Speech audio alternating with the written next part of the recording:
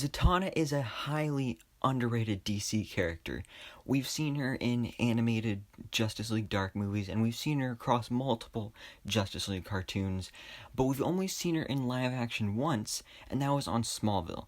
And while I absolutely love Smallville, it's one of my favorite shows. I mean, that was the early 2000s, so with the technology we have today, I feel like this character could really be done justice way better than she was on Smallville. And if a new rumor is to be believed, Zatanna may finally be coming to the big screen and returning in live action. So this is some great news here, although of course it is a rumor, but it does make a lot of sense because if you remember back in 2018, Deadline broke the news that Warner Brothers was planning to move forward with features based around DC Comics female characters such as Supergirl, Batgirl, and Zatanna. And now it seems like Zatanna may be actually starting up with production and all that stuff. So this even also comes after the news broke about Michael Keaton returning as Batman in The Flash, and those reports actually mentioned that his Caped Crusader would serve as a mentor to Barbara Gordon in a future Batgirl movie. And then that, of course, coincides with the Supergirl movie, which we know has been in development, but for now that has been put on the back burner because they want to focus on Superman's future now, whatever that is in the DCEU.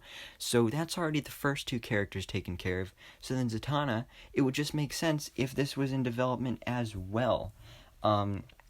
Now, the disappointing thing about this is that it's said that this movie is going to be completely separate from the Justice League Dark series that J.J. Abrams is working on for HBO Max, so chances are the streaming service isn't going to be set in the DC Extended Universe, but this could also lead to some other members of that team getting their own movies that won't be connected to the series but will be connected to the DCEU, and I personally think that's just a terrible idea because, first of all, it's just going to confuse people because then you're going to have the same the same team on both TV, which is HBO Max, and then on the big screen as well.